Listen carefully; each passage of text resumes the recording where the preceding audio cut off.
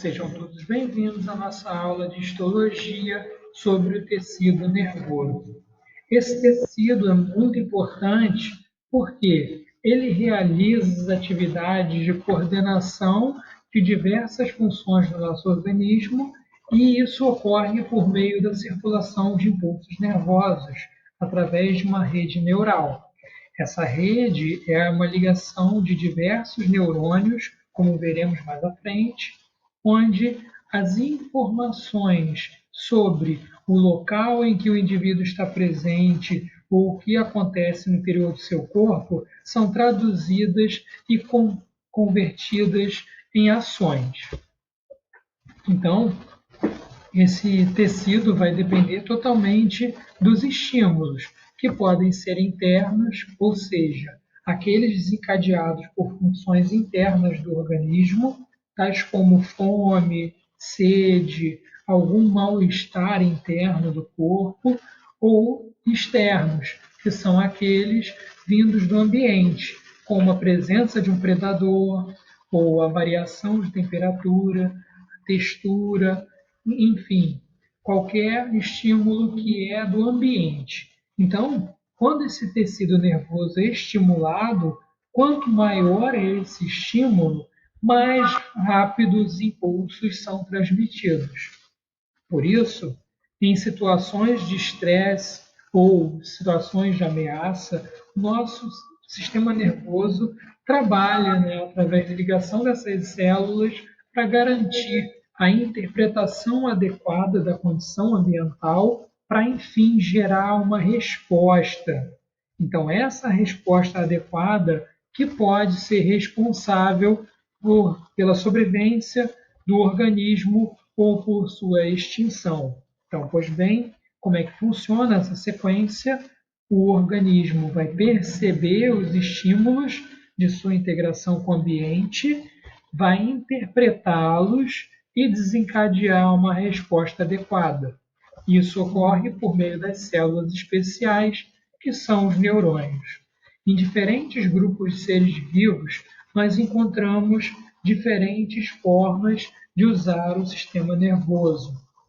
Enquanto um predador, como esse tigre da imagem, tem seu sistema nervoso voltado para capturar a presa, para caçar a presa, para de fato obter seu alimento, a presa vai ter um comportamento diferente. Ela vai se comportar de maneira a evitar ser predada. E aí, o nosso tecido nervoso pode estar presente em duas estruturas, basicamente, duas divisões, que é o SNC, Sistema Nervoso Central, que é formado pela medula espinhal e o encéfalo, popularmente chamado de cérebro. Contudo, mais à frente estudaremos o sistema nervoso, o aparelho nervoso, e vamos ver que encéfalo é o conjunto de suas partes, enquanto o cérebro é uma parte do encéfalo, e o sistema nervoso periférico, que é formado pela rede de nervos e os gânglios nervosos distribuídos pelo corpo. Então, essa imagem ela mostra em vermelho o sistema nervoso central, o encéfalo. Então, o cérebro é parte do encéfalo, junto com o cerebelo, lobo temporal, lobo occipital e outras partes que veremos melhor mais à frente. E a medula espinhal, que fica no interior da coluna vertebral aqui, de onde saem ramificados os gânglios e nervos, constituindo o sistema nervoso periférico. No tecido nervoso, há dois tipos de células, dois grupos de células. O primeiro deles são os neurônios, os famosos neurônios, que são responsáveis pelas funções receptivas, ou seja, de captação dos estímulos e transmissão desses estímulos. O segundo grupo são as células da glia, ou neuróglia, que são células de suporte aos neurônios. Então, elas vão estar divididas em alguns tipos, que eu irei mostrar mais à frente, e cada uma delas tem sua função específica, contudo, o conjunto trabalha para sustentar e proteger os neurônios. E a estrutura básica de um neurônio, como é um neurônio, do que ele é feito, como ele está organizado? Ele é dividido basicamente em três partes: o corpo celular, os dendritos e o axônio. Na imagem mais à frente, eu vou mostrar essa característica de cada parte para vocês. E o neurônio funciona como um fio de eletricidade, por onde você tem o impulso nervoso passando ao longo desse neurônio.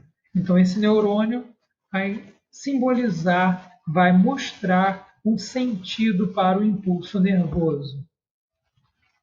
Esse é um típico neurônio, onde nós podemos observar o corpo celular, onde fica o núcleo dessa célula, os dendritos, que são as ramificações, o axônio, que é o prolongamento maior, e nesse axônio encontramos também uma estrutura chamada bainha de mielina.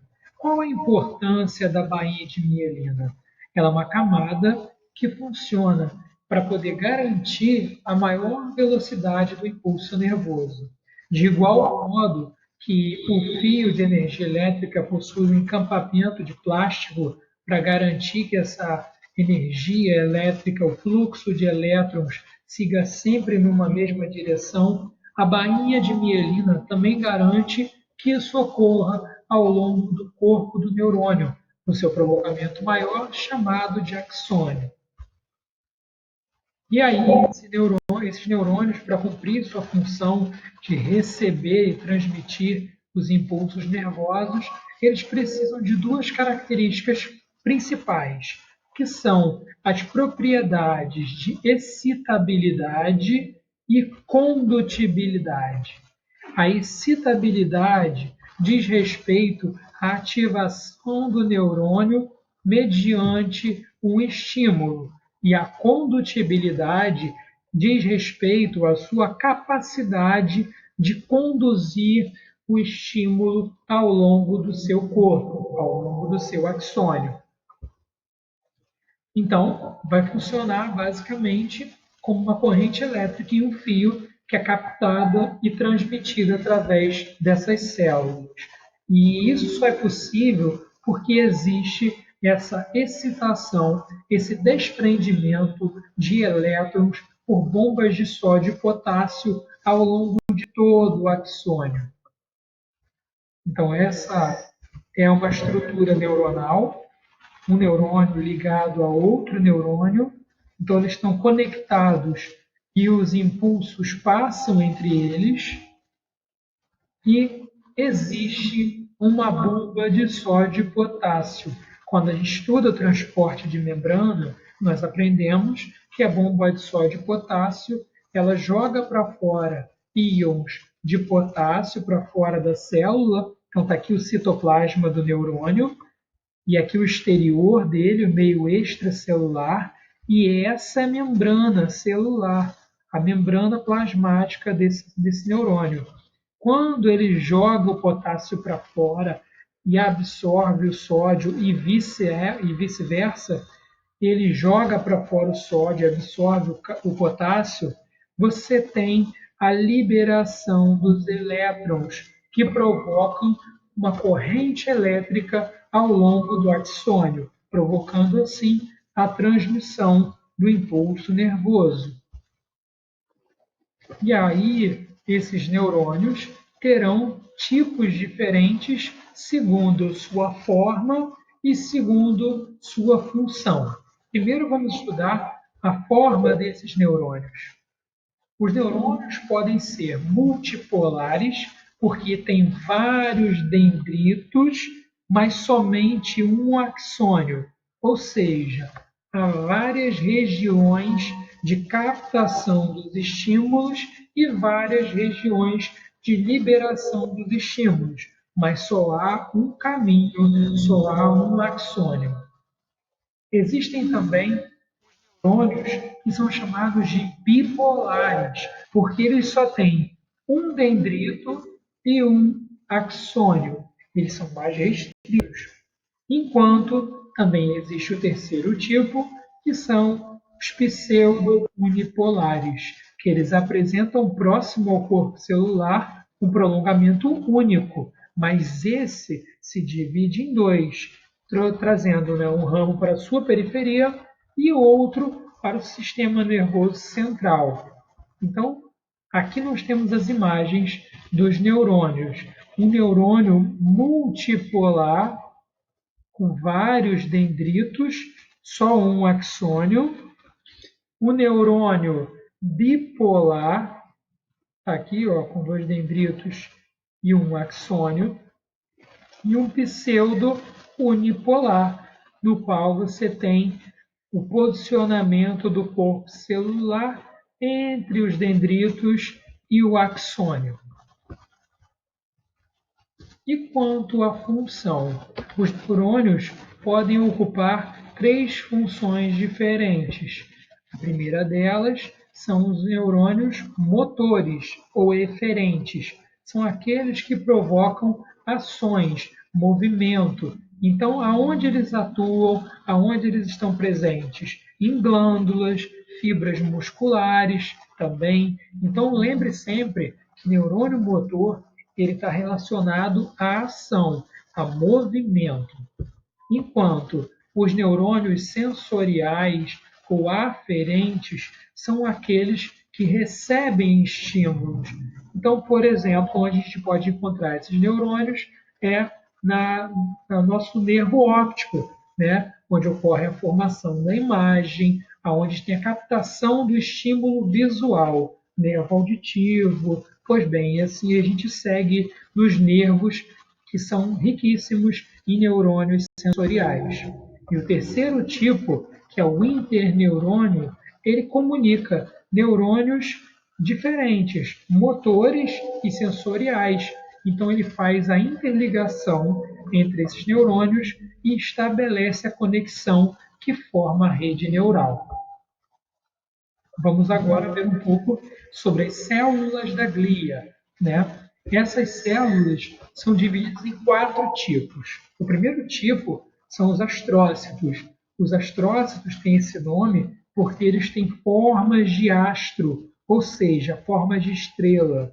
Então, citocélula, astro, estrela. Então, ele vai ter forma de estrela e ele promove a nutrição dos neurônios. Ele sustenta de modo tanto iônico quanto molecular o meio extracelular dos neurônios. Então, eles vão dar suporte de vida para os neurônios. Temos também os oligodendrócitos. O oligodendrócito ele serve para quê? Para fabricar a bainha de mielina. Recorda que eu falei anteriormente com vocês que a bainha de mielina é uma capa que envolve o axônio e garante que o impulso nervoso vai ser transmitido com eficiência. E quem produz essa bainha de mielina, que faz com que o fluxo de impulso nervoso ocorra mais rápido, são os oligodendrócitos. E micróglia, ela atua como os macrófagos, como aquelas células do aparelho imune, do sistema imune, que englobam e digerem as células mortas, que englobam e digerem aquilo que tem que ser eliminado. Então, a micróglia cuida da limpeza em torno dos neurônios.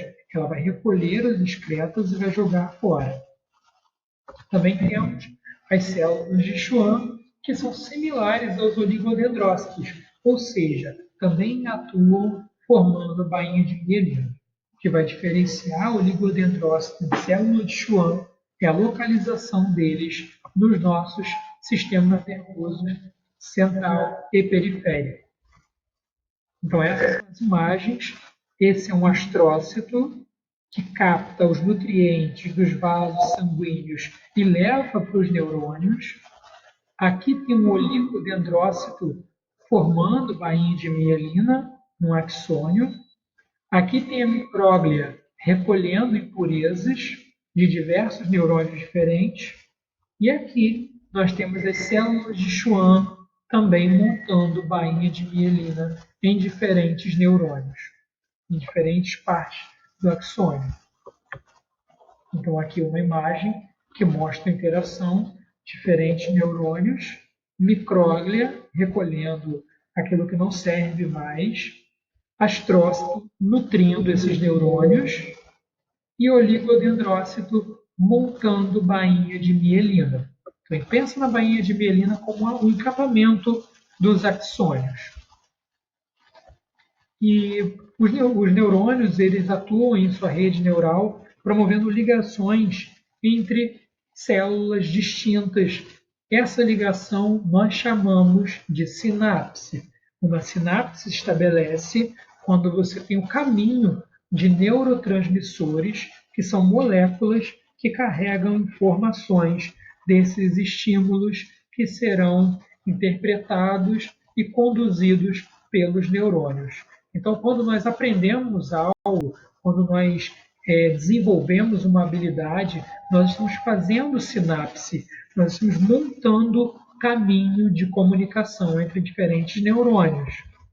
E aí existem termos diferentes para serem usados, que são o que a gente chama de fenda sináptica, que é um espaço que fica entre as membranas dos neurônios vizinhos, ou seja, esses neurônios não se tocam, eles não encostam uns nos outros, eles ficam próximos às vesículas de neurotransmissores, as vesículas sinápticas trazem essas moléculas comunicadoras que vão ser depositadas e lançadas no neurônio vizinho e recebida por ele. Então, esse espaço é a fenda sináptica. O neurônio que transmite o impulso, ou seja, aquele que envia os neurotransmissores, ele tem o que a gente chama de fenda pré-sináptica, enquanto o neurônio que recebe o impulso, nele está localizada a fenda pós-sináptica, ok? Então, essa é uma imagem de uma sinapse acontecendo, dois neurônios vizinhos, aqui o terminal de um axônio e aqui o dendrito do outro neurônio. Lembrando sempre que o impulso nervoso ele segue dendrito, corpo celular, axônio, terminal. Vai para o próximo, dendrito, corpo celular, axônio, terminal. E assim ele segue. A sinapse ocorre aqui nesse contato que eles não se tocam, esse contato próximo entre os neurônios. Esse espaço, e nós chamaremos esse neurônio de pré-sináptico e esse de neurônio pós-sináptico. No detalhe, o que a gente observa é isso, o que acontece é isso. Temos aqui os canais de cálcio, que eles funcionam como permeabilidade da membrana, garantindo que quando esses canais se abrem, quando essa vesícula sináptica traz o sódio, ele se liga e esse canal se abre para a entrada dos neurotransmissores, que aí pode ser dopamina, endorfina, tantos neurotransmissores com funções, com significados diferentes. Então, para fazer uma analogia ao que seria um neurotransmissor, eles são como palavras numa conversa entre neurônios. Quando os neurônios eles estão ali próximos, um neurônio emite uma mensagem, que no caso é como se nós estivéssemos conversando e emitimos palavras.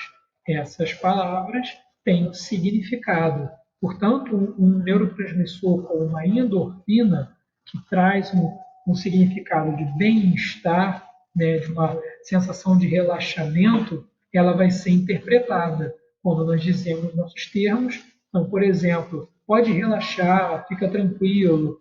Tem um significado nessas palavras. E por ter esse significado, a gente entende que aquele neurônio pós-sináptico vai interpretar o estímulo e gerar uma resposta a ele. Para encerrar essa aula, deixar uma curiosidade com vocês. Vocês sabiam que a primeira pessoa, né, a primeira cientista a descobrir quantos neurônios o ser humano tinha foi uma brasileira? A ex-professora da Universidade Federal do Rio de Janeiro, Suzana Herculano Hausel, ela trabalhava, é uma neurocientista, trabalhava com vários cérebros e ela conseguiu responder uma pergunta que há anos a literatura trazia como solucionada, que a quantidade de neurônios que o cérebro humano possuía era de 100 bilhões de neurônios. E essa pesquisadora investigou, então, em 2009, ela publicou um trabalho com colaboradores no Jornal de Neurologia Comparada e apresentou que, na verdade, o número final de neurônios do cérebro humano é de 86 bilhões de neurônios. Então, ela entrou aí para o hall da fama, ela se tornou muito conceituada, não só por esse trabalho, mas por diversos trabalhos na área de neuroanatomia, de neurociência. Então, é um grande orgulho para a nossa nação. Hoje ela não trabalha mais no Brasil, ela está na universidade em Nashville, nos Estados Unidos, e desenvolvendo pesquisas e lecionando nessa área de neurociência. Para finalizar, um breve resumo da nossa aula, que o nosso tecido nervoso possui como função a interação com o ambiente e o controle das funções orgânicas. Ele vai ser dividido em sistema nervoso central e periférico. O tecido nervoso possui células diferentes, que são os neurônios e as células da glia. Esses neurônios podem ser motores, referentes, sensoriais, aferentes ou interneurônio. Ele pode realizar ação, promover ação, ele pode receber estímulos ou ele pode conectar neurônios distintos. E eles realizam sinapses que garantem a comunicação entre esses neurônios, que garantem o funcionamento e aprendizado de habilidades. E também nós temos as células da glia, que são os astrócitos, né, que trabalham na nutrição dos neurônios, dando suporte nutritivo, os oligodendrócitos, que vão trabalhar fabricando bainha de mielina, as micróglias, que trabalham como macrófagos no nosso tecido nervoso, e as células de Schwann, que são também responsáveis por fabricar bainha de mielina.